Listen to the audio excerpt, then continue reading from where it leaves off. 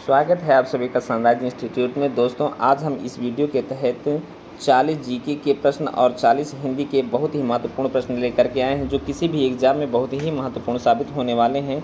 तो चलिए देर न करते हुए अपने वीडियो को स्टार्ट करते हैं। इस वीडियो का जो पहला प्रश्न है पूछ रहा है कि 1857 के विद्रोह के दौरान भारत को जो गवर्नर जनरल था वो कौन था। तो इसका बी ऑप्शन सही होगा, लॉर्ड कैनिंग। लॉर्ड कैनिंग के समय में ही 1857 की क्रांति हुई थी। नेक्स्ट प्रश्न है प्रश्न नंबर दूसरा, और प्रश्न नंबर दूसरा पूछा जा रहा है कि अफ्रीका महाद्वीप में जो करीबा बांध है वह किस नदी पर बनाया गया है। तो इसका जो है सी ऑप्शन सही होगा, जाम्बेजी नदी पर। करीबा बांध जो है वह जाम्बेजी नदी पर बना हुआ है। नेक्स्ट प्रश्न है प्रश्न नंबर तीसरा। प्रश्न नंबर तीसरा कह रहा है जो त्रिपिटक है, त्रिपिटक एक धार्मिक ग्रंथ है और यह किस धर्म से संबंधित है। तो ये बौद्ध धर्म से संबंधित है, इसका बी ऑप्शन सही होगा। नेक्स्ट प्रश्न है प्रश्न नंबर चौथा, और प्रश्न नंबर चौथा कहा जा रहा है कि विजय स्तंभ कहाँ पर स्थित है। तो यह सी ऑप्शन सही होगा, चित्तौड़गढ़। जो विजय स्तंभ बना हुआ है वह चित्तौड़गढ़ में स्थित है। नेक्स्ट प्रश्न है प्रश्न नंबर पाँचवा, और प्रश्न नंबर पाँचवें में कहा जा रहा है कि वर्तमान में पाकिस्तान की समस्याओं में क्या शामिल नहीं है। तो इसका डी ऑप्शन सही होगा, उपजाऊ भूमि की अनुपलब्धता। ये जो है कि पाकिस्तान की समस्याओं में शामिल नहीं है। नेक्स्ट प्रश्न है प्रश्न नंबर छठा। प्रश्न नंबर छठा कहा जा रहा है कि संसद को भंग करने में कौन सक्षम है। और ऑप्शन है राष्ट्रपति, विपक्ष के नेता की सहमति व मंत्रिमंडल, या जो है कि संसद में दोनों सदनों में संकल्प द्वारा, और या कोई नहीं। तो इसका जो है ए ऑप्शन सही होगा, संसद को भंग करने में राष्ट्रपति जो है वो सक्षम है। नेक्स्ट प्रश्न है प्रश्न नंबर सातवां। प्रश्न नंबर सातवां कह रहा है, प्रश्न नंबर 7 में कहा जा रहा है कि राष्ट्रीय एकता परिषद का अध्यक्ष कौन होता है। और पहला ऑप्शन है प्रधानमंत्री, दूसरा है वित्त मंत्री, तीसरा है गृह मंत्री और चौथा है राष्ट्रपति। तो इसका ए ऑप्शन सही होगा, अर्थात प्रधानमंत्री। राष्ट्रीय एकता परिषद का जो अध्यक्ष होता है वह प्रधानमंत्री होता है। नेक्स्ट प्रश्न है प्रश्न नंबर 8। प्रश्न नंबर 8 कह रहा है कि कान काटना एक मुहावरा है, कान काटने का अर्थ क्या है। तो इसका अर्थ होगा चतुर होना, अर्थात जो है कि 8 नंबर का बी ऑप्शन सही होगा। कान काटना मुहावरे का अर्थ होता है चतुर होना। नेक्स्ट प्रश्न है प्रश्न नंबर 9, और प्रश्न नंबर 9 में कहा जा रहा है कि निम्नलिखित में से कौन सुमेलित नहीं है। और पहला ऑप्शन है टॉमस रैले विश्वविद्यालय आयोग से, एड्रयू फ्रेजर पुलिस आयोग से, स्टॉक मॉनक्रीफ जो है सिंचाई आयोग से, एडम लेंसडाउन सैन्य आयोग से। तो इसका जो है डी ऑप्शन सही होगा, एडम लेंसडाउन जो है सैन्य आयोग से संबंधित नहीं है। नेक्स्ट प्रश्न है प्रश्न नंबर 10वां। प्रश्न नंबर 10 में पूछा गया है कि फीफा के अनुसार 2026 में विश्व फुटबॉल कप में कुल कितनी टीमों ने भाग लिया था। तो इसका सी ऑप्शन सही होगा, 48 टीमों ने भाग लिया था। नेक्स्ट प्रश्न है प्रश्न नंबर जो है प्रश्न नंबर 11। प्रश्न नंबर 11 में जो है कि पूछा गया है जो कुकी है, कुकी किस राज्य से संबंधित है। और ये जो है कि नागालैंड, मेघालय, मणिपुर, त्रिपुरा, 4 ऑप्शन है, इनमें से सी ऑप्शन सही होगा। जो कुकी है, कुकी मणिपुर से संबंधित है। नेक्स्ट प्रश्न है प्रश्न नंबर 12, और प्रश्न नंबर 12 पूछा जा रहा है कि केरल राज्य ने किस मिशन के द्वारा 100% प्राथमिक शिक्षा का लक्ष्य हासिल कर लिया। मतलब केरल राज्य ने किस मिशन के द्वारा 100% प्राथमिक शिक्षा का लक्ष्य हासिल किया है। तो इसका जो ऑप्शन सही होगा वह अतुल्यरम मिशन। अतुल्यरम मिशन के आधार पर जो है कि केरल राज्य ने प्राथमिक शिक्षा का लक्ष्य हासिल किया है। नेक्स्ट प्रश्न है प्रश्न नंबर 13। प्रश्न नंबर 13 में पूछा गया है, कह रहा है कि चौथे नाभिकीय सुरक्षा सम्मेलन 2016 का आयोजन किस स्थान पर किया जाएगा। तो इसका ए ऑप्शन सही होगा, वाशिंगटन डीसी। नेक्स्ट प्रश्न है प्रश्न नंबर 14। प्रश्न नंबर 14 कह रहा है कि निम्नलिखित में से कौन सुमेलित नहीं है। और ऑप्शन है टोडरमल सीतापुर, अबुल फजल आगरा, बीरबल कन्नौज और जियाउद्दीन बनी बुलंदशहर। तो इसका सी ऑप्शन सही होगा, बीरबल कन्नौज। ये जो है कि सुमेलित नहीं है। नेक्स्ट प्रश्न है प्रश्न नंबर जो है 15, और प्रश्न नंबर 15 कहा जा रहा है कि जनगणना 2011 के अनुसार उत्तर प्रदेश की साक्षरता दर, यानी 2011 की जो जनगणना हुई थी उस जनगणना के अनुसार उत्तर प्रदेश में जो पुरुष साक्षरता दर है वह कितनी थी। तो इसका जो सही जवाब होगा वह होगा बी ऑप्शन 77.3%। नेक्स्ट प्रश्न है प्रश्न नंबर 16। प्रश्न नंबर 16 कह रहा है तबकात ए नासरी जो पुस्तक है उस पुस्तक के लेखक कौन है? तो इस पुस्तक के लेखक जो है वो हैं मिनहाज उल सिराज। अगला प्रश्न है प्रश्न नंबर 17। प्रश्न नंबर 17 में पूछा जा रहा है भारतवंशी लियो वाराडकर किस देश के प्रधानमंत्री बने हैं? तो इसका जो है बी ऑप्शन सही होगा, आयरलैंड। अगला प्रश्न है प्रश्न नंबर जो है 18। प्रश्न नंबर 18 पूछा जा रहा है कि असुंजा शेनपा संबंधित हैं। ये किससे संबंधित है? हॉकी से या क्रिकेट से या पर्वतारोहण से या फुटबॉल से? तो असुंजा शेनपा जो है वो किससे संबंधित हैं? तो पर्वतारोहण से संबंधित हैं। अगला प्रश्न है प्रश्न नंबर 19 और प्रश्न नंबर 19 में पूछा गया है कि अंशुजाम सेवा धारणा सूचकांक 2016 में भारत की रैंक क्या थी? तो इसका जो सही जवाब होगा वह होगा सी ऑप्शन 19वीं। भारत की जो रैंक थे वो 19वीं रैंक थी। अगला प्रश्न है प्रश्न नंबर 20 और प्रश्न नंबर 20 में पूछा गया है किस देश में कृत्रिम सूर्य का निर्माण किया गया है? माने पूछा जा रहा है जो सूर्य है इसको कृत्रिम रूप से बनाया गया है तो किस राज्य किस देश के द्वारा बनाया गया है? तो वह जो है जर्मनी देश है, अर्थात इसका सी ऑप्शन सही होगा। अगला प्रश्न है प्रश्न नंबर 21 और प्रश्न नंबर 21 में पूछा गया है प्रेसिडेंटेड द मास्टर्स एंड मी पुस्तक के लेखक कौन हैं? तो इसका जो सही जवाब होगा वह होगा टाइगर वुड्स। इस पुस्तक के लेखक का नाम है टाइगर वुड्स। अगला प्रश्न है प्रश्न नंबर 22। प्रश्न नंबर 22 में पूछा गया है ओलंपिक ग्रीष्मकालीन ओलंपिक जो खेल है 2016 का इसका आयोजन किस देश में किया गया? तो इसका जो सही जवाब होगा वह होगा ब्राज़ील। ब्राज़ील देश में इस खेल का आयोजन किया गया। नेक्स्ट प्रश्न है प्रश्न नंबर 23 और प्रश्न नंबर 23 में पूछा गया है किस महिला क्रिकेटर को मेलबोर्न क्रिकेट क्लब की आजीवन सदस्यता प्रदान की गई है? तो इसका जो सही जवाब होगा वह होगा ए ऑप्शन अंजुम चोपड़ा। अगला प्रश्न है प्रश्न नंबर 24 और प्रश्न नंबर 24 में पूछा गया है कि प्रदेश में नवाबगंज पश्चिमी बिहार कहाँ पर स्थित है? तो इसका जो सही जवाब होगा वह होगा उन्नाव। नवाबगंज पश्चिमी बिहार जो है उन्नाव जिला में स्थित है। अगला प्रश्न है प्रश्न नंबर 25 और प्रश्न नंबर 25 में पूछा गया है कि दिलवाड़ा का जो जैन मंदिर है यह किस राज्य में है? असम, उत्तर प्रदेश, राजस्थान और मध्य प्रदेश। तो इसका जो सही जवाब होगा वह होगा 26। और प्रश्न नंबर 26 में पूछा गया है कि निम्नलिखित में से किस संधि के द्वारा यूरोप में 30 वर्षीय युद्ध अर्थात 1618 से 1648 का जो अंत हुआ था वह कौन सी संधि थी? तो इसका जो सही जवाब होगा वेस्टफोलियो संधि। वेस्टफोलियो संधि के द्वारा ये 30 वर्षीय युद्ध का अंत हुआ था। अगला प्रश्न है प्रश्न नंबर जो है 27 और प्रश्न नंबर 27 में पूछा गया है कि केंद्र सरकार द्वारा किस तिथि को मध्य रात से 500 रुपये और 1000 रुपये के नोटों की वैधता को समाप्त किया गया था? इसका सही जवाब होगा वो होगा 8 नवंबर। अगला प्रश्न है प्रश्न नंबर जो है 28 और प्रश्न नंबर 28 में पूछा गया है जनवरी 2018 ऑस्ट्रेलियन ओपन ग्रैंड स्लैम 2018 का जो खिताब है रोजर फेडरर ने जीता, यह उनका कौन सा ऑस्ट्रेलियन ओपन खिताब था? तो इसका जो सही जवाब होगा वह होगा 6वां, इनका जो 6वां ऑस्ट्रेलियन ओपन खिताब था। अगला प्रश्न है प्रश्न नंबर 29 और प्रश्न नंबर 29 में पूछा गया है कि सरदार सिंह किस खेल से संबंधित हैं? तो इसका जो सही जवाब होगा वह होगा हॉकी। अगला प्रश्न है प्रश्न नंबर 30 और प्रश्न नंबर 30 में पूछा गया है कि जो सौर सेल है वह जो है कि किस ऊर्जा को विद्युत ऊर्जा में बदलने का कार्य करता है? तो इसका जो है सी ऑप्शन सही होगा प्रकाश ऊर्जा। यह प्रकाश ऊर्जा को विद्युत ऊर्जा में बदलने का कार्य करता है कौन? सौर सेल।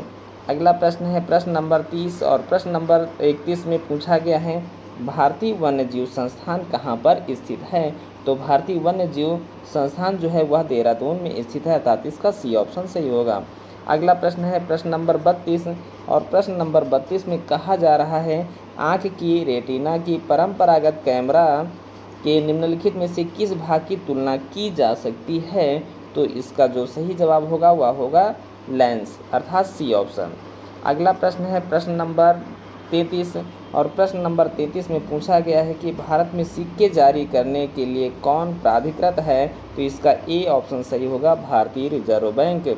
अगला प्रश्न है प्रश्न नंबर जो है कि 34 और प्रश्न नंबर 34 में पूछा गया है एक मार्ग क्या है, तो इसका सही जवाब होगा यह श्रेणीकृत कृषि प्रयोग के लिए जारी की गई एक विपणनशील है, मतलब एक मार्ग से संबंधित ए ऑप्शन सही है। अगला प्रश्न है प्रश्न नंबर 35 और प्रश्न नंबर 35 में पूछा गया है कि एक पुस्तक है फिरोज द फॉरगॉटन गांधी, इसके लेखक कौन है, तो इसके जो लेखक हैं वह है बर्टल हॉल्क। अगला प्रश्न है प्रश्न नंबर 36 और प्रश्न नंबर 36 में पूछा गया है कि निम्नलिखित में से किस देश की वायुसेना ने 7 दिसंबर 1941 को अमेरिका के नौसैनिक बेस पर्ल हार्बर पर हमला किया था, तो इसका जो सही जवाब होगा वह डी ऑप्शन होगा। नेक्स्ट प्रश्न है प्रश्न नंबर 37 और प्रश्न नंबर 37 में पूछा गया है विख्यात भारत माता मंदिर कहाँ पर स्थित है, तो इसका जो सही जवाब होगा वह बी ऑप्शन होगा, वाराणसी। भारत माता का जो मंदिर है वह वाराणसी में स्थित है। अगला प्रश्न है प्रश्न नंबर 38 और प्रश्न नंबर 38 में कहा गया है कि महिला क्रिकेट विश्व कप 2017 को किसने जीता, इसका जो सही जवाब होगा वह होगा सी ऑप्शन, इंग्लैंड। महिला क्रिकेट विश्व कप 2017 इंग्लैंड ने जीता था। अगला प्रश्न है प्रश्न नंबर 39 और प्रश्न नंबर 39 में पूछा गया है पेरिस जलवायु समझौता किस तिथि को हुआ था, तो इसका जो सही जवाब होगा वह होगा 4 नवंबर 2016 को। जो पेरिस जलवायु समझौता हुआ था वह 4 नवंबर 2016 को हुआ था। अगला प्रश्न है प्रश्न नंबर 40 और प्रश्न नंबर 40 में पूछा गया है कि भारतीय क्रिकेट टीम ने अपना 500वां जो टेस्ट मैच किस टीम के विरुद्ध खेला था, तो इसका ई ऑप्शन सही होगा, न्यूजीलैंड। अब इसके बाद जो है 40 हिंदी के महत्वपूर्ण प्रश्न हैं, देखते हैं। पहला जो प्रश्न है अर्थात 41 नंबर प्रश्न है और 41 नंबर प्रश्न में पूछा गया है कि श्री गणेश का विलोम क्या होगा। श्री गणेश का मतलब है शुरू करना, और शुरू करना का देखो यहाँ पर समापर और अंत और अथ और इत श्री सारे के सारे ऑप्शन है, लेकिन इसका जो शुद्ध विलोम होगा वह होगा बी ऑप्शन अर्थात इत श्री। अगला प्रश्न है प्रश्न नंबर 42। प्रश्न नंबर 42 में पूछा गया है निंदा का सही विलोम क्या होगा, तो इसका ए ऑप्शन सही होगा, निंदा का विलोम स्तुति होता है। अगला प्रश्न है प्रश्न नंबर 43। प्रश्न नंबर 43 में पूछा गया है मधुर का विलोम बताओ। मधुर का विलोम जो होता है डी ऑप्शन अर्थात कट सही होगा। अगला प्रश्न है परिश्रम। परिश्रम का विलोम क्या होगा पूछा जा रहा है, तो परिश्रम का विलोम जो होगा वो डी ऑप्शन विश्राम होगा। अगला प्रश्न है प्रश्न नंबर 45 और प्रश्न नंबर 45 में पूछा गया है कि अचल शब्द का एक तो अर्थ है स्थिर और दूसरा अर्थ क्या होगा, तो वह होगा निश्चल। ठीक है, बी ऑप्शन का 45 का जो ऑप्शन सही होगा वो बी ऑप्शन सही होगा। और 46 में पूछा गया है कि कौन सा शब्द द्विज का अनेकार्थी नहीं है। अनेकार्थी नहीं है इसके बारे में पूछा गया है, तो इसका जो सही जवाब होगा वह क्या होगा, तो देखते हैं। यहाँ पर पहला ऑप्शन है चंद्रमा और दूसरा ऑप्शन है पक्षी और तीसरा ऑप्शन जो है कि दांत है। ये तीनों के तीनों जो है कि द्विज के अनेकार्थी जो है कि अर्थ हैं। इसका जो पूछा गया है अनेकार्थी शब्द नहीं है, तो वह है सिंह अर्थात शेर जो है द्विज का पर्यायवाची नहीं है, तो इसका डी ऑप्शन सही होगा। अगला प्रश्न है प्रश्न में पूछा गया है अलंकार। पीपर पात सरिस मंडोला, और यहाँ पर सरिस शब्द आया है सरिस। यहाँ पर बताया गया है कि पीपर के पत्ते के जैसा मन डोला, अर्थात यहाँ पर जो है कि उपमा अलंकार होगा, बी ऑप्शन सही होगा। अगला प्रश्न है प्रश्न नंबर 48। प्रश्न नंबर 48 में कहा गया है पर्यटक में कौन सा उपसर्ग है। पहला है पैम, दूसरा है परि, तीसरा है पर और चौथा डी ऑप्शन है परि, तो इसका जो सही जो जवाब होगा डी ऑप्शन होगा परि। पर्यटक में जो उपसर्ग लगा है वह पर है। अगला प्रश्न है परीक्षा। परीक्षा में उपसर्ग पूछा गया है और परीक्षा में जो उपसर्ग है वह है पर, इसका जो है ए ऑप्शन सही होगा। नेक्स्ट प्रश्न है प्रश्न नंबर 50। प्रश्न नंबर 50 में पूछा गया है कि निम्न में से आदि उपसर्ग से ना बनने वाला शब्द तो देखिए अधिकार है, अधिकार में भी आदि शब्द लगा है, अधिनायक में भी आदि शब्द लगा है, अध्यक्ष में भी आदि शब्द लगा है। तो इसका जो सही ऑप्शन हो जाएगा कोई नहीं, अर्थात सभी में आदि उपसर्ग लगा हुआ है। अगला प्रश्न कह रहा है किस रस को रस राज कहा जाता है? तो रस राज जो है कि श्रृंगार रस को कहा जाता है। अगला प्रश्न है प्रश्न नंबर 52, और प्रश्न नंबर 52 में कहा गया है कि एक वाक्य शब्द है, इसका सी ऑप्शन सही होगा। गांधी जी चरखा चलाते थे, यह एक वाक्य शब्द है। अगला प्रश्न है प्रश्न नंबर 53, और प्रश्न नंबर 53 में पूछा गया है कि श्री कृष्ण के अनेकों नाम हैं, इसका शुद्ध रूप क्या है? तो इसका जो शुद्ध रूप होगा वह सी ऑप्शन होगा, अर्थात श्री कृष्ण के अनेकों नाम हैं। अगला प्रश्न है प्रश्न नंबर जो है 54, और प्रश्न नंबर 54 में पूछा गया है एक संधि, और वह संधि क्या है? पावन। देखिए अगर पवन की बात करते हैं तो पवन में जो है कि पो धन अन हो जाएगा, लेकिन यहाँ पर जो है कि पावन की बात करते हैं और जब पावन की बात करते हैं तो प हो जाता है, अर्थात इसका जो सही ऑप्शन होगा सी ऑप्शन होगा। अगला प्रश्न है प्रश्न नंबर 55, और प्रश्न नंबर 55 में पूछा गया है यशोदा में प्रयुक्त संधि। तो देखें संधि स्वर संधि व्यंजन विसर्ग, तो इसका जब हम संधि विच्छेद करते हैं तो यशा धन होता है, यशा धन दा, तो इसका मतलब यहाँ पर विसर्ग आया है और विसर्ग का मतलब है सी ऑप्शन सही होगा।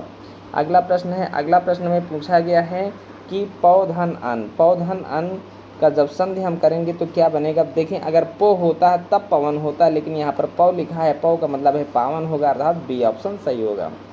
अगला प्रश्न है कह रहा है दुरासा, दुरासा में दुरासा का जब हम संधि विच्छेद करेंगे तो क्या होगा? तो दुरासा एक विसर्ग संधि है और इसका जब संधि विच्छेद करेंगे तो दो धन आशा बनेगा, अर्थात इसका सी ऑप्शन सही होगा। अगला प्रश्न है एक मुहावरा है, और उस मुहावरे में पूछा गया है 9 2 11 होना, अर्थात भाग जाना, इसका सी ऑप्शन सही होगा। अगला प्रश्न है प्रश्न नंबर 59, प्रश्न नंबर 59 की बात कर रहा है कि चैन की बंसी बजाना का अर्थ क्या है? यह भी एक मुहावरा है और इसका जो सही अर्थ होगा वह होगा मौज करना। चैन की बंसी बजाना का अर्थ मौज करना।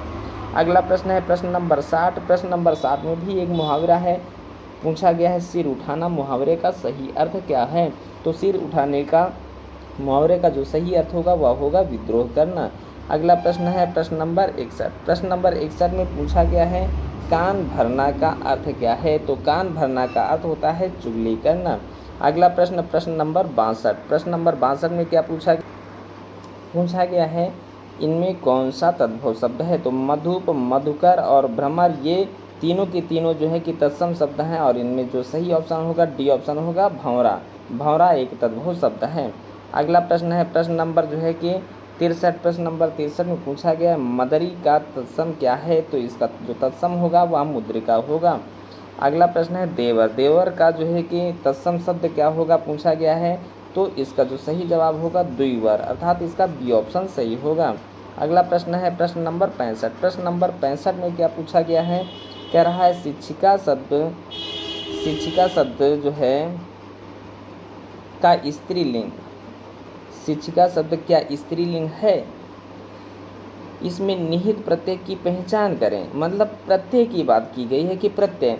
तो अगर हम इसका जो है कि देखें तो शिक्षक शब्द है और शिक्षक में जो है कि कौन सा प्रत्यय लगा हुआ है, तो इसमें अगर आ की मात्रा लगा देते हैं अर्थात बड़ा आ लगा देते हैं तो फिर जो है कि शिक्षिका बन जाता है, अर्थात इसका बी ऑप्शन सही होगा, है ना।